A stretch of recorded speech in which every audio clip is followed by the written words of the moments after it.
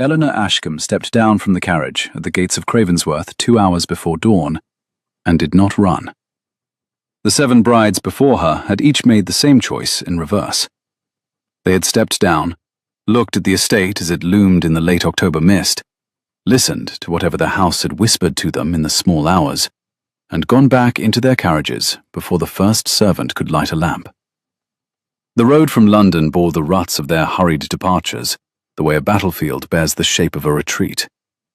Eleanor did not look at the house. She looked at the gravel under her own boots, set her carpet bag down upon it, as if she meant to claim that small square of England, and turned her face toward the Orchard Road, which was where the sound of a horse was coming from. The horse arrived first, then the man. Sebastian Hartwell, Duke of Cravensworth, drew up before her at a walking pace, the gelding's flanks dark with steam from a long ride, the Duke's boots wet to the knee where he had cut through the wet grass between the apple rows. He had a riding crop in his right hand, and he did not raise it. His left hand rested on the reins with the easy authority of a man who had been on a horse since he was 4. His coat was black wool, his shirt open at the throat, and the firelight leaking from the gatehouse caught the edges of him in a way that revealed quite a great deal. The wide shoulders, the square jaw, the grey eyes that had been awake too long. He looked at her the way a man looks at a problem he was certain he had already solved. "I am not," Eleanor said quietly, "going to flee." "They all say that," the Duke answered. His voice was low and very even, which was worse than shouting. The 7 brides had described, in the breathless letters they had sent to Lady Bracehill afterward, a duke who barely spoke. Eleanor had read those letters. Her father had filed them. "Yes," she said. "I imagine they did. I am also not asking your permission to wait until breakfast." He swung down. He landed lightly for a man of his size, and stood in front of her without coming any closer. The horse blew once and was still. He named her then. She named him back. The Duke observed that she had not brought a maid. Eleanor explained the maid was waiting at the inn at Stoneham, and that she had not wished the woman to see what she had been told to expect. He asked what it was that she had been told to expect. She told him. She told him that he received his brides before sunrise, that something happened between the carriage and the breakfast room, which drove sensible women to demand horses, that 7 women had already, between this gate and that door, found whatever it was sufficient cause to consider themselves no longer engaged. She kept her hands folded in front of her travelling coat, a dark bronze silk her mother had chosen, 8 years gone, and the only garment in her wardrobe that did not feel borrowed. She did not look at the house. She looked at him. He asked, in a single, soft phrase, what it was that she expected. She answered that she would prefer to find it out for herself. The Duke was silent. A leaf fell between them. Somewhere beyond the gatehouse, a stable boy was whistling a tune Eleanor recognized from the Drovers' Road and did not place. "You should leave," Hartwell said at last. "I will send the carriage back to Stoneham. I will write to your father by the noon post and tell him the engagement is dissolved by my fault, not yours. You will not be ruined. I will see to it." "My father is dead," Eleanor said. "He died in March. You will have to write to my brother, who is a curate in Lincolnshire, and he will write back to ask if there has been a misunderstanding, because his sister has agreed to a match that is, on every available metric, advantageous, and he cannot understand why it is being dissolved at the bridegroom's request before the bride has so much as crossed the threshold." The Duke's jaw set. He did not look at her like a man who had been outmaneuvered. He looked at her like a man who had just realized he was being seen for the first time in a great many years. "It is cold out here," Eleanor said, "and I have come a great distance. Will you let me into your house, Your Grace, or will you make me ask you a 3rd time?" He picked up her carpet bag himself, which surprised her, and led her up the gravel drive in the half-dark. He did not offer his arm. He did not, in fact, offer her anything, except to walk at her pace, which was slower than his own, and to slow further when the gravel turned to wet stone at the steps. The orchard smelled of wood smoke and bruised apples.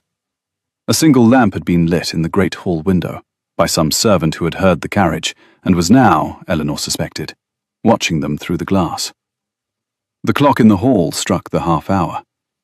It was 4:30 in the morning, and Eleanor Ashcombe, who had every reason in the world to flee, had become the first bride in the history of Cravensworth to enter the house. She did not yet know that the woman whose portrait hung in the locked east wing was alive in Florence, that a letter from her had arrived at the gatehouse at exactly the same hour every Tuesday for the past 8 years, or that the woman now descending the staircase in peacock blue silk had been intercepting those letters since before Eleanor was old enough to read. She suspected. That was why she had not run. The woman on the stairs was Lady Augusta Moresby, the Duke's aunt by marriage, and her smile, when she reached the bottom step, was the smile of a person who had not expected the play to last beyond the first act.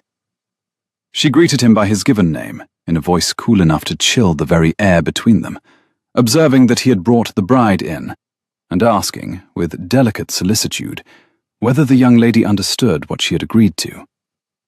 The Duke replied that he had not yet had the chance to ask her. Eleanor looked, very deliberately, at Lady Augusta. The aunt was beautiful, strikingly so, even at the brittle age of 58, with iron-pale hair coiled tightly under sapphire combs, and a complexion that had refused to soften for half a century. Her gown was peacock blue silk, immaculate, despite the hour, which told Eleanor the woman had not slept. "Lady Moresby," Eleanor said, "I understand a great deal more than you wish me to. We may discuss the rest after breakfast." The aunt's smile did not move. Her eyes did. Eleanor saw it, the small, sharp recalculation of a woman who had counted 7 cards into the trick, and just discovered an 8th where there ought not to have been one. "How charming," Lady Augusta said. "Mrs. Pennycook will see you to the green room. Sebastian, a word when you have a moment." "After breakfast," Sebastian Hartwell said, without turning his head. The aunt withdrew. The Duke set down Eleanor's carpet-bag at the foot of the staircase and looked at her with something very close to apology and something very far from welcome. "Whatever you have heard," he said quietly, "is not the half of it." "I am counting on that," Eleanor said. She slept 3 hours. She did not dream.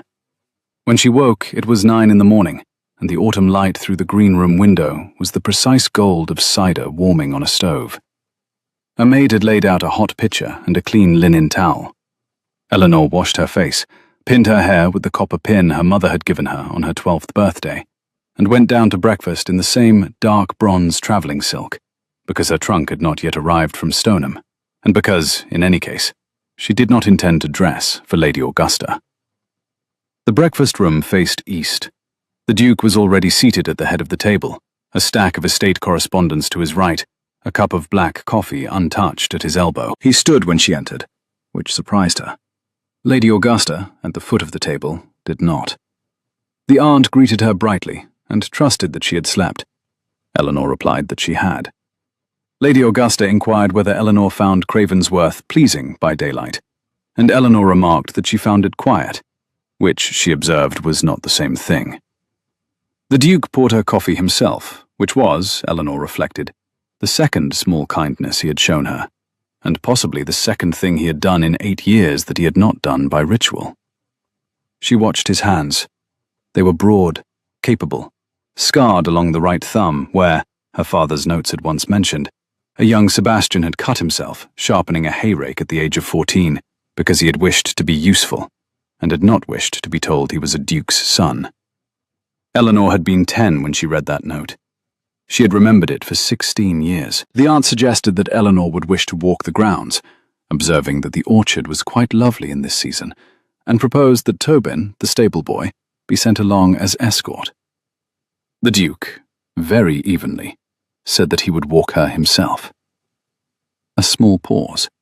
The aunt's teaspoon clinked against her saucer with an audible deliberation. Lady Augusta acknowledged the courtesy with a single dry word, and was thereafter silent. Eleanor cut a piece of dark bread very neatly, and did not look up. They walked from the breakfast room down through the rose terrace, where the rose canes had been cut back for the winter and stood in their iron frames like a row of clenched fists, and out into the orchard, where the apples that had not been gathered lay rotting sweetly in the wet grass. The Duke walked with his hands clasped behind his back. He had not put on a hat. The autumn light caught the grey at his temples, which she had not noticed before. There was a thread of it, just at the edges, premature and very soft. He remarked that she had said her father was gone.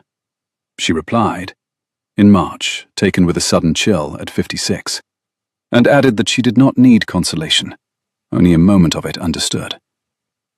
He gave her the single word back, very quietly, as a soldier returns a salute. She felt that single word in her chest in a way that surprised her. She did not let it show. "He had been your father's solicitor," Eleanor said, "and after your father's death, yours. You may not remember meeting me. I was 12 and you were 13, and we sat at opposite ends of a long table while my father read out the entail, and your father drank too much port and called me clever for adding up the columns faster than the clerk." The Duke stopped walking. He remembered, he told her. The green ribbons, the clerk corrected twice. Eleanor said, with the faintest possible smile, that it had been 3 times. The clerk had been wrong about a tithe. The Duke repeated the count back to her, 3 times, and looked at her. The look held longer than either of them was strictly comfortable with. Eleanor felt, beneath the bronze silk, the very precise location of her own pulse. She did not move. He asked her, finally, why she was here. She told him, plainly, that she had read his file. She had practiced the sentence on the road. It came out exactly as she had wanted it to. Quiet, plain, entirely without coyness. She had learned, watching her father across 30 years of negotiating other people's disasters, that the truth, delivered without flourish, was harder to refuse than the most elegant lie. He echoed the word back, only the one, file, with a careful slowness, as if testing whether the syllable still held the same weight in this autumn light as it had once held in his father's study. Your father's death, the codicil to the entail, the marriage settlements, the matter of... She paused very briefly to weigh the word. The matter of Madeline. The Duke went very still. Even the breath went out of him for a moment, as though she had struck him in a place he had successfully forgotten was vulnerable. The horse, somewhere in the lower paddock, snorted. A leaf came down between them. He said, at last, that she had read it. She told him she had. After her father's passing, she had been required to. The cases had not been in order. She had sat in his study for 6 weeks going through them, and his had been the only file her father had kept locked. She had broken the lock. She had read the file. She had burned nothing, copied nothing, told no soul living, not her brother, not his aunt, no one. He asked why. She answered that she had needed to know what kind of man he was. He asked what she had decided. She told him she had decided he had been waiting for someone to know. The Duke looked away. His jaw worked. Eleanor watched his hand close very slowly on the curve of an apple tree branch and not break it, which was a discipline she found she could feel through her own ribcage. He told her, in the lowest voice he had used yet, that he would not lie to her. She told him that she would not have believed him if he had tried. His aunt, he observed, did not know that she had read the file. Eleanor answered that his aunt would not have permitted her to come if she had. Hartwell looked back at her then. There was, just for a moment, a flicker in the grey eyes that Eleanor had not seen in any of the 7 previous brides' letters. Humour. Not bright humour, the worn, surprised humour of a man who has not been amused in years and does not entirely trust the sensation. He said her name. She said his title back. He asked her to wait 3 days before he told her anything else, and inquired whether she would grant him that. Eleanor answered that she would grant him 4. It was not until that evening, during the soup course, that Eleanor saw the locked door in the east wing for the first time. She had asked Mrs. Pennycook, the housekeeper, who had a face like a kindly walnut and an absolute incapacity for discretion, to show her the picture gallery on the pretext of admiring the late Duchess's portraits. Mrs. Pennycook, delighted to be solicited, had taken her up the back stair and led her along a corridor of paintings, and at the end of the corridor was a door of dark oak, banded in iron, locked with a brass plate set above a keyhole that had been deliberately filled with sealing wax. Eleanor asked, quite mildly, what lay behind it. Mrs. Pennycook's face closed, very slightly, the way an oyster closes when touched, and she answered that those were His Grace's first apartments, no longer used. Eleanor inquired how long they had stood unused. The housekeeper answered, 8 years. Eleanor asked after the key. There was no key, Mrs. Pennycook said. His Grace had had the lock altered. Eleanor laid her palm against the wood. The oak was warm. There was a fire behind the door then. Somebody, on the other side, was keeping the rooms at temperature. The lock was wax-sealed. The wood was warm. Both of those things together were not a closed apartment. They were a preserved one. She thanked Mrs. Pennycook softly and remarked that she had seen enough of the gallery for one day. She returned to the green room and sat at the writing desk and did not light the candle for a long time. She watched the dusk gather over the orchard. She heard, from very far away, a stable boy whistling that same drover's tune. She thought about the warmth of the wood under her palm. She thought about the locked file in her father's study, and the sealing wax in the plate, and the 7 brides who had been brought to this house and shown, she was now reasonably certain, exactly enough of the east wing to make their flight inevitable. Whoever was tending the fire behind that door, it was not the Duke. The next morning she breakfasted with Lady Augusta alone. The aunt, in apricot silk this time, was charm itself. She poured chocolate, observed that Sebastian rode early and would not bother them until 11, and proposed that they speak as women. Eleanor agreed by all means. The aunt remarked that Eleanor was, she gathered, an unusual young woman. She had not fled. Eleanor confirmed that she had not. Lady Augusta pronounced this admirable. Eleanor offered, dryly, that admirable was indeed the word for it. Lady Augusta smiled. She had, Eleanor noticed, very fine teeth, and the kind of laugh that arrived a fraction of a second before it was warranted, the way an actress's does. She was performing. She had been performing, in this room, for so many years that the performance had acquired the texture of sincerity. Eleanor had read her father's notes on this woman, too. There were many. One of them, in the margin of a settlement document, said simply, "A pleasant manner is not a reliable witness." The aunt observed, with delicate gravity, that Eleanor would be wondering about the previous engagements. Eleanor, equally delicately, replied that she was unsurprised that her ladyship wished to discuss them. The aunt acknowledged the matter, yes, and poured more chocolate. The truth, she said, was a delicate one. Her nephew had been bereaved, profoundly, and the household, by which she meant the staff, by which she meant people who had served this family longer than was good for them, had not been able to relinquish her. Eleanor lifted only the one word back across the table. Her. His late wife, the aunt explained, Madeline. She had been unusual. The word came with a fractional pause, and had inspired devotion. After her passing, the house had clung to her. It still did.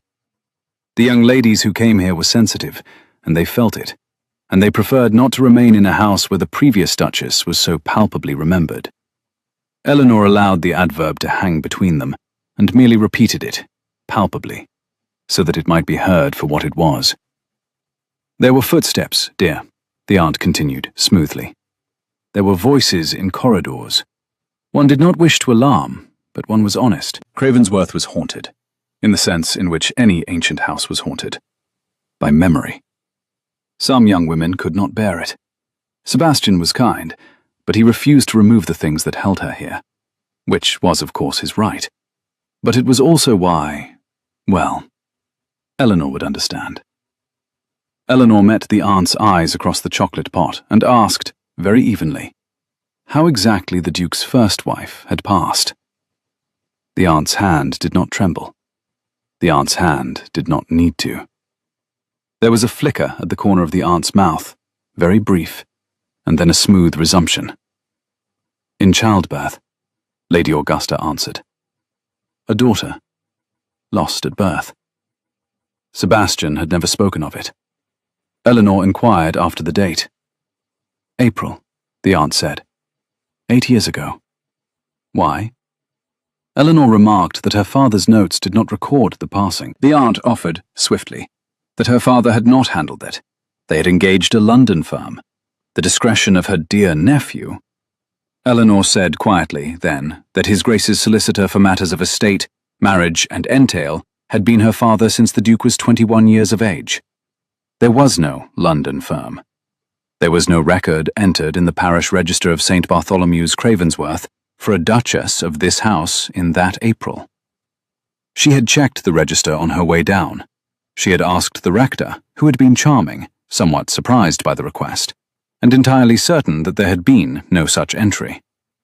The aunt set down the chocolate pot. She remarked, with the first audible thinness in her voice, that Eleanor had been busy. Eleanor answered, with all the politeness in the world, that she had been thorough. There was a long silence, of the kind in which two opponents recognize each other across a board on which the pieces have suddenly been reset. A clock in the next room struck 9. Outside, beyond the orchard, the Duke's horse could be heard returning at a hand gallop. Lady Augusta lifted her cup, sipped, set it down with absolute precision. She would not, the aunt told her pleasantly, find what she was looking for. Eleanor answered that this rather depended on what she was looking for. The aunt observed that, in that case, she should very much like to know. Eleanor observed, in turn, that she should very much like the aunt to wonder. Lady Augusta smiled. It was a thin smile, and it did not reach the sapphire combs. But it was a smile, and it acknowledged, in its way, that the chocolate had cooled and the conversation had turned, and that the 8th bride was not, after all, the same as the 7 before. The aunt cautioned her, softly, that houses such as this one had ways of removing what did not belong in them. Eleanor answered, with the smallest possible incline of her head, that it was fortunate, then, that she did. The next day she walked to the gatehouse alone. She had asked Mrs. Pennycook, casually, who collected the Morning Post, and Mrs. Pennycook had said, even more casually, that her ladyship preferred to take it from the gatehouse herself, on her morning walk, before the Duke came down, because His Grace did not enjoy being interrupted at breakfast. Eleanor had nodded, and changed the subject to roses. She had not asked again. She had simply walked, just before noon on the 3rd day, down the gravel to the gatehouse, where the gatekeeper, a wiry old soldier named Quigley, touched his hat to her and asked if she required anything. She remarked that she was told letters arrived on a Tuesday. Quigley's face did not change. He confirmed that they did. She asked whether always on a Tuesday. Without fail, he answered, these 8 years past. From where? She pressed. A pause, just slightly too long. And then the answer, Italy. To whom were they addressed? The gatekeeper looked, for a long second, at the hedge beside her shoulder before answering. To His Grace. And did His Grace receive them? Quigley did not answer. She softened her voice. She told him plainly that she was not the previous 7. She was here on a different errand. She asked whether he knew how long he had been intercepting his master's post. He answered that it was not he. She told him she knew it was not he, and asked, very gently, whether he had one of them with him today, for her. The old soldier hesitated. He was, Eleanor saw, a man who had survived 2 campaigns and a first marriage and a great many things by the simple expedient of not interfering.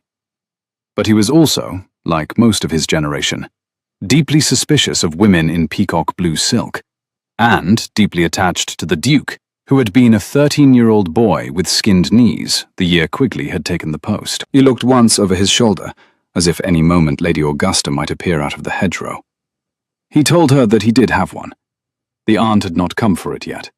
He was to hand it over at 3. If Eleanor took it, he would tell her ladyship it had never arrived, and would swear it on the parish register if he must. Eleanor told him, gently, that he would not have to swear anything, and asked him simply to bring it to her. He brought it. It was a thin envelope, sealed in dark wax, addressed in a neat continental hand to His Grace the Duke of Cravensworth.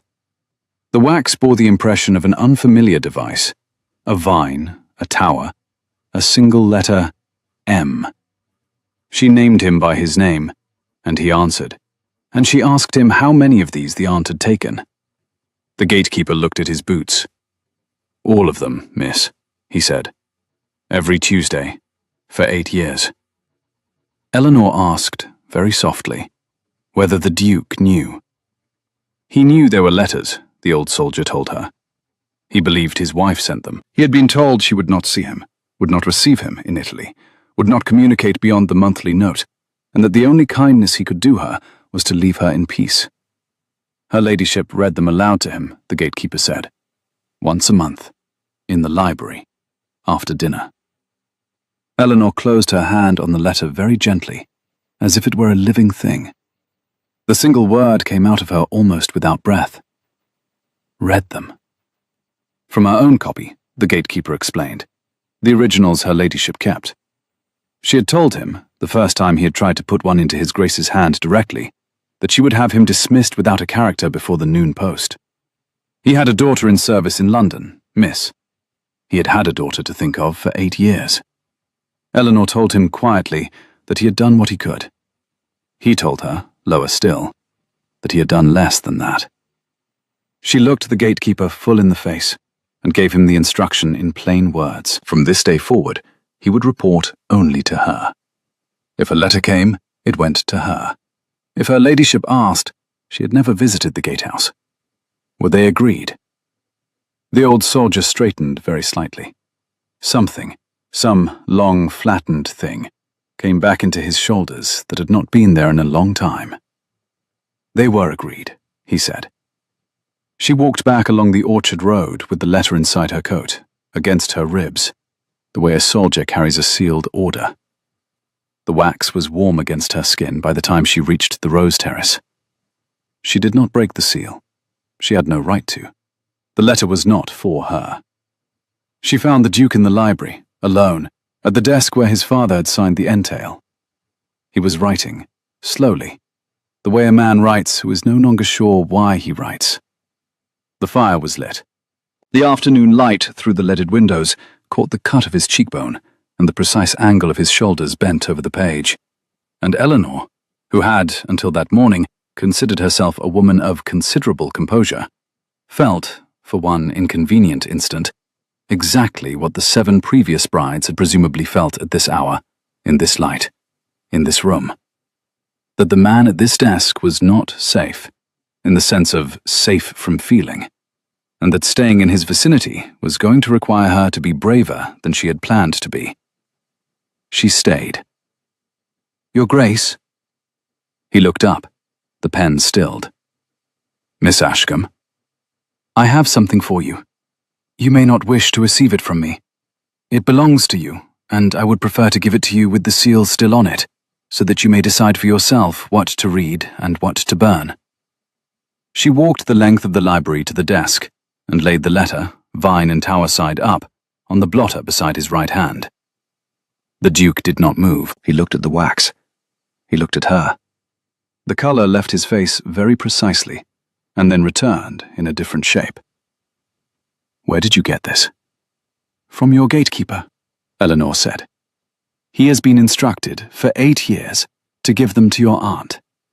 He has not been able to refuse. He is a good man. You should not blame him. There are 8 years' worth of these, Your Grace. They are not in this house. If they exist, they are in your aunt's apartments. I do not yet know in which drawer." The Duke picked up the letter. His hand, broad and capable and scarred at the right thumb, was steady. He did not break the seal.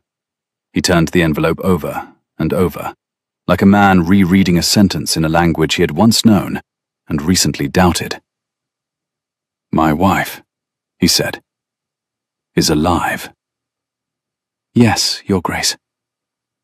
"Madeline." "Yes." He set the letter down.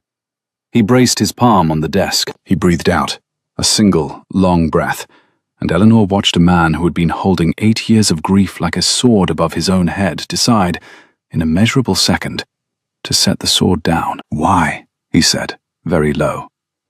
"Why?" "That," Eleanor said, "is for you to ask her. I can show you the law. I can show you what the situation is, in fact. I cannot show you what was in her mind 8 years ago, because I do not know. I suspect, and the suspicion is a guess, that she did not have the letters returned because she did not want to be hunted. I suspect she has been writing every Tuesday because she did not wish to disappear. I suspect that what your aunt has read aloud to you in this room has been an invention, or a translation that suited her purposes. I do not know. I will not pretend to know." "You read these," he said. "The originals, in your father's file." "No. I read your father's file. I read the codicil. I read the marriage settlement. I read the inheritance entail, which I will need to discuss with you tomorrow. I have never in my life read your wife's letters. I do not consider them mine to read." The Duke looked at her. He looked at her for a very long time. He looked at her the way a man looks at the first piece of evidence in 8 years that the world is, in fact, knowable. Eleanor. It was the first time he had used her name. She did not let herself flinch. "Your Grace, I am going to break this seal," he said, "in front of you, because I do not trust myself to read it alone. Will you stay?" "I will stay." He broke the seal. The letter was in Italian. It was 4 pages long. It was dated the previous Tuesday in Florence. Eleanor watched him read it. She watched a face she had thought to be permanently shuttered open, line by line, like a series of doors. By the 3rd page he was sitting down. By the 4th, he had set the page on his knee and was looking at the fire. "She is well," he said after a long time. "She has been well. She runs a small school, with the man she lives with. She has not asked me to come. She has, every Tuesday, asked me to forgive her. Her last letter, here, the one I have just read, asks me to free us both, to pursue the annulment she requested in the 3rd month after she left. She says she has been writing the same paragraph every Tuesday for 8 years because she could not bear to think I had heard it and not answered." He folded the page very carefully along its existing creases. "I never received it," he said. "Any of them." "I know." She believed I refused. All these years. "I know." "My aunt." "Yes." There was a silence.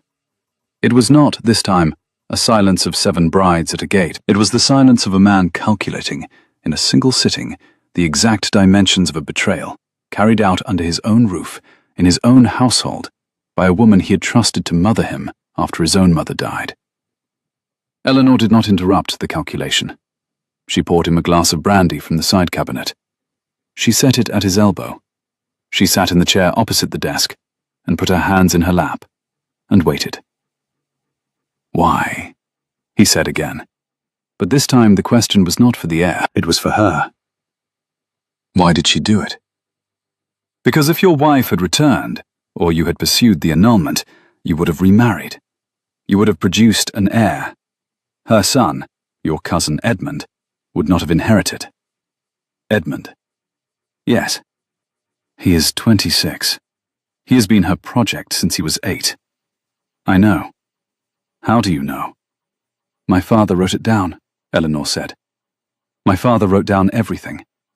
He did not know what was happening. He did not have proof. He had a column of suspicions, and no signed paper to put behind any of them. He died before he could act. I have been reading his suspicions every night for 6 months. The Duke laughed, just once. It was not a happy laugh. It was the laugh of a man recognizing the shape of a trap that had been built in the room he had been pacing for 8 years. "You came here," he said, "knowing all this." "I came here knowing some of it. I came to find the rest." "You could have been killed, Miss Ashcombe." "I was not unwary." "My aunt. Your aunt does not yet understand what I have. I would like to keep it that way until tomorrow afternoon, when Lord Hervey arrives from London. I have written him. He will arrive at 3. He will bring the original engagement of services your father signed with your father in 1808, which establishes that there is no London firm, and never has been. We will have the parish register from Cravensworth, which I have already copied with the rector's permission. We will have your wife's letter, broken seal and all, with the postmark from Florence and the date. We will have, if Quigley will swear it, and he will, the testimony of the gatekeeper that he has been instructed for 8 years to give the post to her ladyship. That is enough, Your Grace. That is enough to begin. To begin what? The annulment your wife asked for, 8 years ago. And, after it, anything you choose to begin next. The Duke set his hand over hers on the desk. It was the first time he had touched her. His palm was warm, and broader than her father's had been, and a small, dispassionate part of Eleanor's brain noted the calluses along the inner edge. The calluses of a man who did, in fact, ride and fence and lift hayrakes, and was not merely a duke. The rest of her brain noted that her own hand had stopped moving entirely. "Miss Ashcombe." "Your Grace." "I do not know what to do with this." "You will know," she said, very quietly, "by tomorrow afternoon. I am going to leave you the letter. I am going to dine with your aunt and behave entirely as I behaved this morning. I am going to mention nothing. I am going to allow her to believe the 8th bride is, if a little tiresome, ultimately just like the rest. Tomorrow afternoon, when Lord Hervey arrives, I will not be tiresome. I will simply be present. After that, I will be at your disposal, or your aunt's, or my brother's in Lincolnshire, whichever you prefer." He did not let go of her hand. "I should very much prefer," he said slowly, "that you stay." "Then ask me," Eleanor said, "after Lord Hervey has gone, not before." She slipped her hand out from under his with great gentleness, and rose, and walked the long length of the library back to the door. Halfway there she stopped, without quite knowing why. She turned. The Duke was still at the desk, the broken seal in his hand, the firelight steady on the side of his face. He was watching her go the way a man watches a sail come over the horizon for the first time in a very long winter. "Your Grace?" "Yes?" "You should know. I lied to you a little this morning about the file. There was one thing of yours I read that I had no right to. A note your father wrote in the margin of the entail when you were 6 years old. He wrote, 'The boy is gentle. Do not let the title harden him.' I did not burn it. I memorized it. It is in my pocket. I will return it to you tomorrow." She left. The door closed behind her. The Duke sat for a long time at his desk, with the open letter in front of him, and then, slowly, he laughed. A laugh that began as something small and rueful, and ended, against every probability, as warmth. Dinner that evening was a study in containment. Eleanor wore the same dark bronze travelling sock for the 3rd day running, because her trunk had still not arrived, and because, in any case, she did not intend to spend the courage of a fresh gown until tomorrow. Lady Augusta was in saffron silk and emeralds. The Duke had dressed for dinner. Black coat, silver buttons, a white cravat tied with the slightly imperfect knot of a man who had refused his valet's assistance, and was, Eleanor noted, more present at the table than he had been since her arrival. He listened to his aunt with unbroken courtesy. He turned the conversation, twice, when she pressed on the subject of Eleanor's brother in Lincolnshire. He laughed once, briefly, at a remark of Eleanor's about the rector at Stoneham, and Lady Augusta's teaspoon paused, very slightly, on its way to the sugar bowl. "You are in better spirits, Sebastian," the aunt said. "I have been writing," he said. "It clears the head." "And you, Miss Ashcombe? How do you find your second day?" "Productive," Eleanor said. "Indeed." "I walked to the gatehouse. I met your gatekeeper. He was very obliging." A flicker. Just a flicker. Lady Augusta's cup, this time, made it to the saucer without sound. "Old Quigley. He has been with the family for 30 years. "He spoke very highly of his post," Eleanor said. "He is a man, I think, who takes his responsibilities seriously." "Indeed." "I asked him about the morning correspondence." The aunt's eyes did not move. The Duke's, opposite, did not move either, except to glance, very briefly, at Eleanor across the soup tureen, with something that, in another man, might have been a warning, and in this man was, she thought, admiration. "Country posts are notoriously irregular," Lady Augusta said. "He told me," Eleanor went on pleasantly, as if she had not heard the diversion, "that you collect it yourself, before his grace comes down. I think that very thoughtful, Lady Augusta. I should not like to think of his grace being troubled at breakfast." "Sebastian dislikes being interrupted." "He has said as much, has he?" "He has." "How attentive of you to have noticed." A small, sharp silence. The footman cleared the soup. The fish was brought. The Duke poured wine for himself, and then, after a deliberate pause, for Eleanor. Lady Augusta's glass he did not refresh. Not pointedly, but not absent-mindedly either. The aunt's hand closed on her empty wineglass and rested there, white at the knuckles, and then released. "You are a clever girl, Miss Ashcombe. I have heard worse said. I should hate to think you were trying to be too clever." "My father used to say," Eleanor said, lifting her own glass in a small, precise toast that included no one, "that the woman who is too clever finds her own match in the end. He meant it as a warning. I have always taken it as encouragement." The Duke did not smile. He did, very briefly, lift his own glass in answer. Lady Augusta saw it. Her mouth tightened a millimeter only, but Eleanor felt it across the table the way a fisherman feels a strike. The hook was in. It would not come out before tomorrow. She walked Eleanor up the staircase herself, the aunt did, after dinner. Sebastian had withdrawn to the library, to read, he said, alone, without specifying what, and Eleanor had risen to retire, and Lady Augusta had risen at the same moment, and had said, with absolute graciousness, that she would see the dear girl to her room. Eleanor had agreed. She had agreed with a smile of perfect demureness, the kind of smile that has, for 10,000 years, been the camouflage of women in libraries and parlours, and at the tops of dark staircases. They paused on the landing. The corridor that led to the green room ran one way. The corridor that led toward the locked east wing ran the other. Lady Augusta's hand, gloved against the chill, lay lightly on the banister. "Miss Ashcombe." "Yes, my lady." "You will leave tomorrow morning." "Will I?" "You are not, I find, suited to this house. I have been gentle about it because I have a fondness for your father, who was a decent man.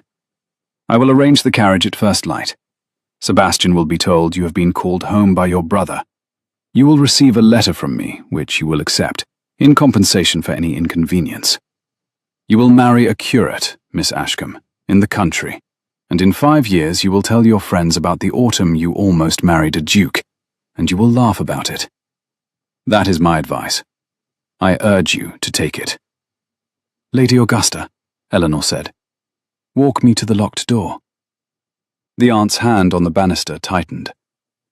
"I beg your pardon." "The locked door, my lady, in the east wing. Mrs. Pennycook showed it to me yesterday afternoon. I have not been able, since, to think of anything else. Walk me to it now. I should like to see it, with you." "In the dark?" "I will not." "Why not?" "Because there is nothing to see." And yet the wood is warm.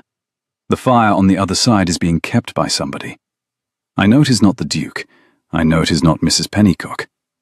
I begin to think it is somebody who is paid by you, my lady, to keep that fire, to keep the rooms exactly as they were 8 years ago, on the day Madeline left, so that any bride foolish enough to ask after the previous Duchess might be shown a door she could not open, and a household that had not let her go.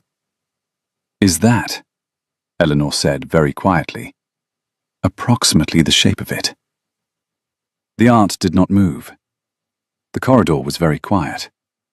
Down at the end of it somewhere, a door clicked softly. Mrs. Pennycook, perhaps, retiring to her own quarters. "You will leave tomorrow," Lady Augusta said again. The voice was smaller now. The pleasantness had gone out of it. "I will leave when His Grace asks me to. Lord Hervey arrives at 3. He will bring documents. We will, all of us, sit in the morning room together. You will be present. You will not be permitted to absent yourself. After that, my lady, we shall see whose carriage is called for." Lord Hervey. My father's old colleague. You have not heard the name. I am not surprised. He has been holding my father's working notes on this house for 8 years, waiting for someone to give him the one signed paper that would let him act. He has it now. Good night, my lady. I shall see myself the rest of the way to my room. Eleanor went to bed. She did not sleep particularly well. She was not afraid. Fear had taken the morning carriage and gone. But she was tired, in the bones, in a way she did not remember being tired before. She woke once at 3 to the sound of footsteps in the corridor outside her door. The footsteps did not pause. They went on, past her room, toward the stairs. She heard them descend. She heard, an hour later, a horse leave the stable yard at a hard gallop, and a horse return, more slowly, at 5. When she came down to breakfast at 9, Lady Augusta was not at the table. The Duke was.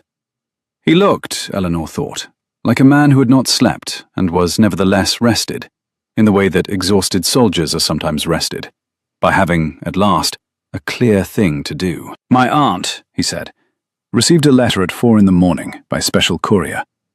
She has gone to her son in Hertfordshire. She left a note on her dressing table requesting that you be given the use of the carriage to Stoneham at your earliest convenience." How thoughtful.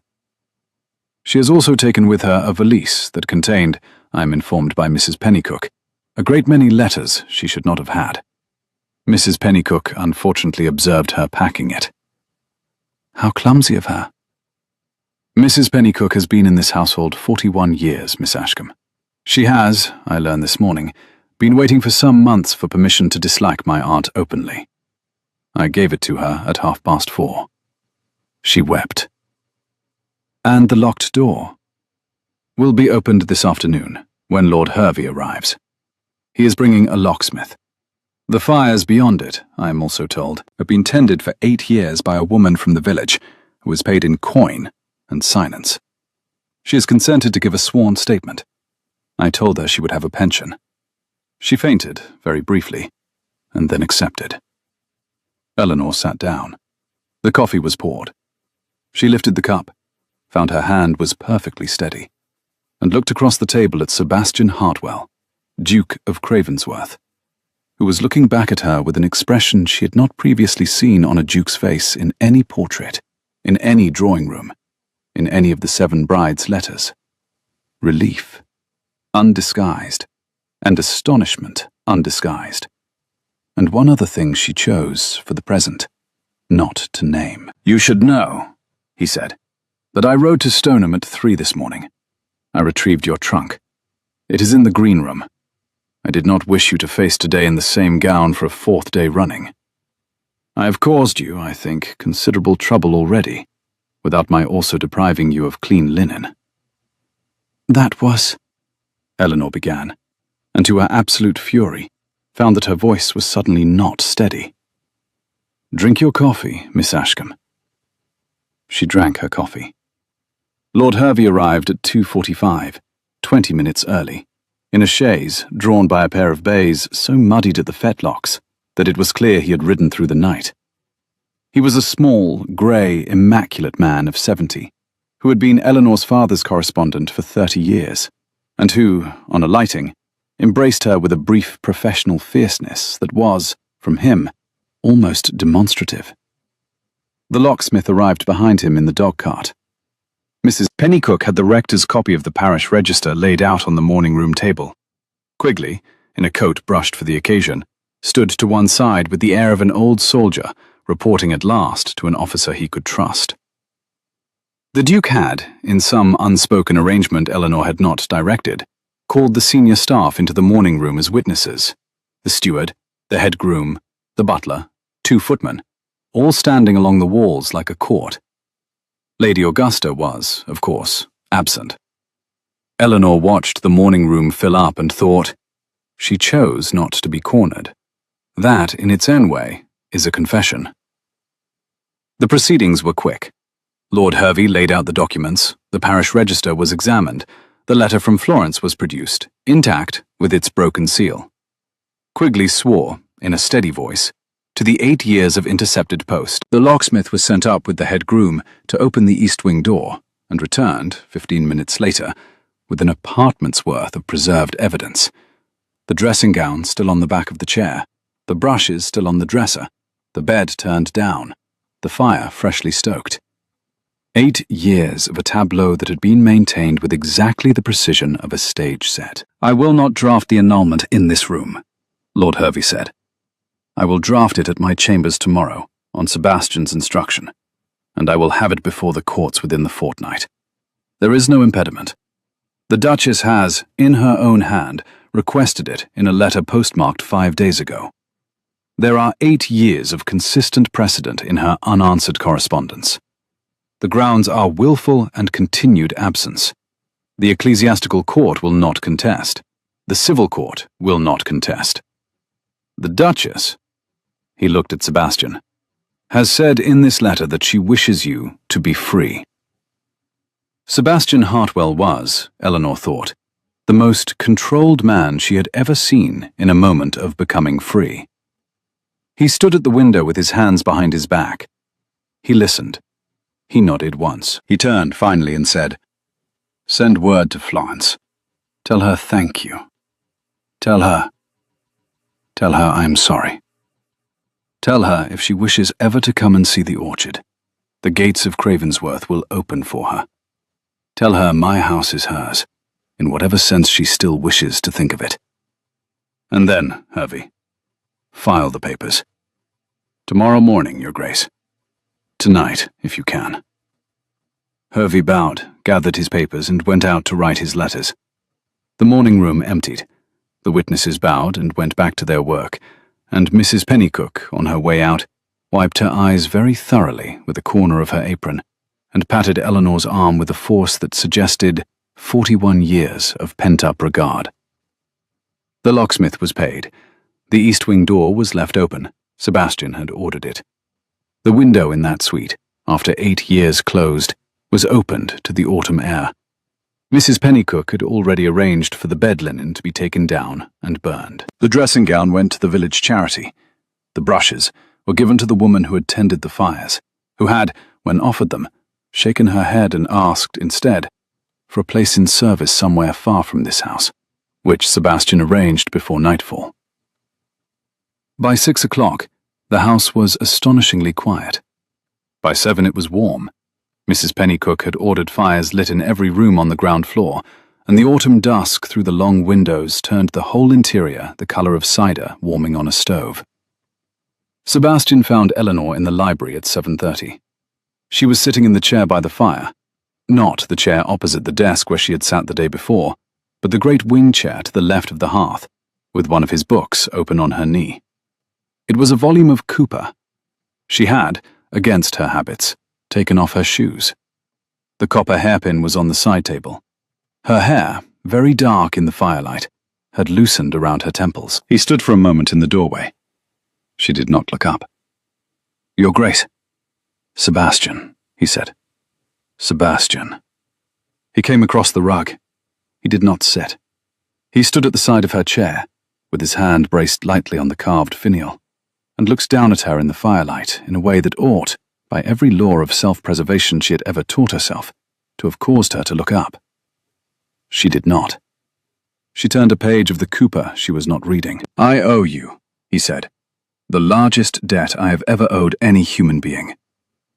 I have been told this afternoon that I will be a free man by Michaelmas, and I will be a free man, because you read your father's papers in the dark for 6 months, and then walked into my gates at 4 in the morning, carrying nothing but a carpet-bag and the truth. I do not know how to discharge that debt." "It is not a debt, Your Grace." "Sebastian, Sebastian, it is not a debt. I read the file because I had to. I came because I chose to. I stayed because once I had walked through the gates, I found I had no interest in walking out again, except in your company. Eleanor, I am asking you," she said, very quietly, still looking at the book, "to wait 3 days before you say anything else to me. Will you grant me that?" He laughed, just once, and the laugh was the warmest sound she had heard him make.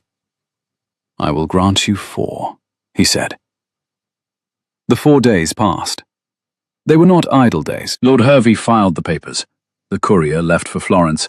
The Stoneham rector was thanked, in person, with a contribution to the new bell-robe. Quigley was given a footman to assist him at the gatehouse, and a small pension to be paid quarterly from the Duke's own purse. Mrs. Pennycook reorganized the household with a cheerfulness that frightened the under-butler and pleased everyone else. Cousin Edmund's allowance was reduced, by order of the Duke, from a sum that would have supported a small estate to a sum that would support a single industrious bachelor, and a letter of explanation was sent that did not mince words. Lady Augusta's apartments at Cravensworth were sealed, pending further instruction. She did not write to her nephew. She wrote instead to a cousin in Paris, who sent the letter back unopened. On the 5th day, after dinner, Sebastian asked Eleanor to walk in the orchard. The light was the cider gold of October at 6 o'clock, and the apples that had not been gathered lay in the wet grass, smelling of bruise and sugar. She wore a dark green gown, her own, finally, from the recovered trunk, and a copper hairpin, and she walked beside him with her hands behind her back, the way he sometimes walked. He noticed. It made him smile. They stopped at the far end of the orchard, where the wall divided the Duke's land from the rector's glebe. The horizon was the line of the Sussex Downs, soft and grey with twilight. "Eleanor." "Sebastian." "My wife, my former wife, has written, by the same Tuesday post. The letter arrived this morning at the gatehouse and was put directly into my hand by Quigley. She thanks me. She wishes me well. She asks one thing of me, which is that, when I marry again, I do so for love, and not for the title, and not for the heir, and not for any reason that resembles the reason I married her." "That is a generous request." "It is. And I am asking you," he said, turning to her, "to do me the very great kindness of permitting me to fulfill it. You came here knowing more about my life than I knew about my own. You stayed when 7 women had not. You walked into my gates at 4 in the morning with 1 carpet-bag and a copper hairpin, and you have, in the course of 4 days, restored to me an honest house, a grateful staff, a future I did not believe I possessed, and one, I will admit it, wholly unexpected and entirely deserved second life. I will not insult you by pretending I have known you long.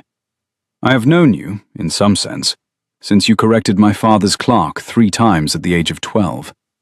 I have certainly known you these 8 days, as well as I have ever known anyone. I will marry you, Eleanor Ashcombe, on whatever terms you choose to set. Please set them. I have no defenses left." Eleanor looked at him for a long moment. The autumn light was on his face, the grey at his temples, the grey of his eyes, the broad, steady shoulders that had filled the doorway of the breakfast room every morning for the past week. She took a single, deliberate breath. 3 terms, she said. "Name them." 1. The East Wing rooms will be turned into a working library. They will not be my private apartments. I will not live in any room, ever, that has been kept warm by another woman's ghost. Granted. 2. My brother, the curate, will be invited to Cravensworth at Christmas with his wife and his small daughter, and you will sit through one of his sermons without flinching, even the one on humility, which is very long. Granted. 3. She paused. I love you, Sebastian Hartwell. I have done since the afternoon you carried my carpet bag up the gravel and walked at my pace for the last 20 yards because the stone was wet. I would not say so before today, because we were not at liberty. We are now. I expect you to tell me the same in return at least once a year, in the orchard, on a day without business. I will tell you the same, he said, every Tuesday at the gatehouse when the post arrives. Then it is agreed. It is agreed. He took her hand and kissed it, once on the knuckles in the autumn light, with the bruised apples around his boots. He did not embrace her. He had been a patient flame for too long to spend the moment cheaply.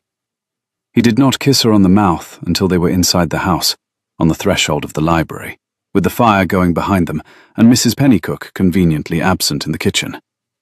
And then he did, once, slowly, the way a man kisses the woman he intends to be married to for 50 years, and not a day less.